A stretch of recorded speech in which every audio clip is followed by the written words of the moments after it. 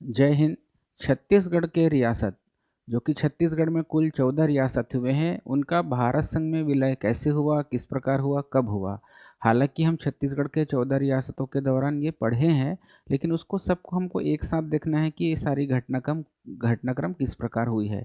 तो छत्तीसगढ़ के रियासतों का भारत संघ में विलय कैसे हुआ, चलिए देखते हैं। और हमारे यहाँ पर बढ़ाने का उद्देश्य सिर्फ और सिर्फ 22 फरवरी प्रीलिम्स के एग्ज़ाम को और व्यापम को कवर करना ही हमारा मकसद है। हम बाद में इसके लिए बहुत अच्छे से फाउंडेशन क्लास लाएंगे। अभी हम केवल प्रीलिम्स के एंगल से इसको हम पढ़ा रहे हैं। तो चलिए देखते हैं। स्वतंत्रता के समय जब हमको आज़ादी मिली ना, तो छत्तीसगढ़ में केवल 14 रियासतें थी, ये तो हमने पढ़ लिया।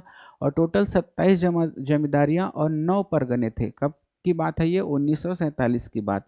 और जब रियासतों का विलय किया गया तो छत्तीसगढ़ और उड़ीसा की रियासतों ने अपना पृथक अस्तित्व बनाए रखने के लिए पूर्वी रियासतों का संघ बनाया हुआ था, जिसको मैं जसपुर रियासत के दौरान आपको पढ़ाया भी हुआ था। तो रामानुज प्रताप सिंह देव की अध्यक्षता में क्या बनाया गया था? एक संघ बनाया गया था, पूर्वी रियासतों का संघ। ठीक है, इसका मुख्यालय हमारा रायपुर ही हुआ करता था। अगला है हमारा, जब भारत के रियासतों में छत्तीसगढ़ के रियासतों को विलय किया गया, तो विलय के लिए छत्तीसगढ़ में क्या बनाया गया? 1946 में ठाकुर प्यारेलाल की अध्यक्षता में काउंसिल ऑफ एक्सेशन, क्या बोलोगे? Council of accession in Chhattisgarh state, इसकी स्थापना की गई थी। इसका रोल वही था जो कि भारत में के रियासतों के लिए सरदार पटेल और वीपी मेनन के नेतृत्व में बनाया गया था। ठीक वही काम इन्होंने किया। इनका काम था जो हमारे रियासत है उनके नागरिकों में, उसकी स्थानीय जनता में एक भारत, एक राष्ट्रवाद के प्रति राष्ट्रवाद की भावना जगाना, और राष्ट्र में हित में, संघ में रहने में उनकी हितों की भलाई होगी, ये मतलब उसने जनमानस में एक मानसिकता बनाना था कि भारत के संघ में मिलने पर ही आपका हित हो सकता है और प्रजातांत्रिक मूल्यों का किस प्रकार विकास किया जाए। तो इस काम को बखूबी इन्होंने किया है। और इस समय मध्य प्रांत के मुख्यमंत्री उस समय पंडित रविशंकर शुक्ल जी हुआ करते थे, उनका भी इस कार्य में काफ़ी बड़ा योगदान रहा है। तो अधिमेलन की नीति पर हस्ताक्षर अगला देखते हैं।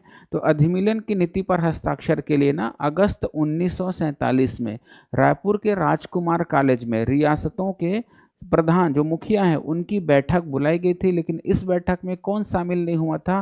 काफ़ी इंपॉर्टेंट है, तो ध्यान में रखना, बस्तर रियासत इस बैठक में भाग नहीं लिया था। और वो कौन सा रियासत है जिन्होंने सबसे पहले हस्ताक्षर किया है विलय पत्र पर? तो खैरागढ़ है। और सबसे अंत में किसने किया बोलोगे तो जसपुर। इसे हम आगे इस टेबल में देख लेते हैं। तो यहाँ पर देखो, हम काफ़ी सारा आपको डेट लिखा होगा, लेकिन आपको टेंशन नहीं लेना है। आपको केवल पहला याद रखना है कि 5 अगस्त 1947 पहला रियासत कौन है जिन्होंने हस्ताक्षर किया? खैरागढ़। और 15 अगस्त 1947 से पहले हमारे छत्तीसगढ़ के 12 रियासत क्या कर लिए थे? विलय पत्र पर हस्ताक्षर ले चुके थे। 22 अगस्त को किया है किसने? नांदगांव ने। और सबसे अंतिम में किया है 1 सितंबर 1947 को जसपुर ने। तो बस आपको इतना ही ध्यान में रखना है। पहला ध्यान में रखना है खैरागढ़, और अंतिम ध्यान रखना है जसपुर, और उससे पहले सेकंड लास्ट बोलोगे तो नांदगांव, क्योंकि ये दोनों ऐसे हैं जो 15 अगस्त 1947 के बाद विलय पत्र पर हस्ताक्षर किए हैं। और बाकी जो 12 हुए हैं वो 15 अगस्त 1947 से पूर्व किए हैं। तो केवल 3 ही फैक्ट ध्यान में रखना है, 5 अगस्त 1947 खैरागढ़ का, और बाकी सबको आप एक साथ 15 अगस्त 1947 पूर्व से करके ध्यान में रखेंगे। 22 अगस्त को नांदगांव और 1 सितंबर 1947 को जसपुर। केवल इससे ज़्यादा कोई फैक्ट हमको ध्यान में नहीं रखना है। जब रियासतों के विलीनीकरण हेतु राजाओं की जो ऐतिहासिक बैठक हुई ना, वो 15 दिसंबर 1947 को नागपुर में हुई थी। और यहाँ पर से हमारे जो रियासत के शासक उनमें गए थे, और इसकी अध्यक्षता सरदार वल्लभ भाई पटेल ने की थी। और इसके सचिव कौन रहेंगे? वीपी मेनन रहेंगे।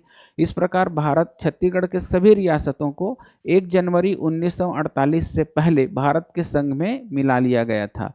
बस इतनी बातों को आपको ध्यान में रखना है, इससे ज़्यादा और कोई फैक्ट याद नहीं रखना है। अननेसेसरी फैक्ट को ध्यान में रखने का कोई मतलब नहीं है। तो इस क्लास के लिए इतना ही।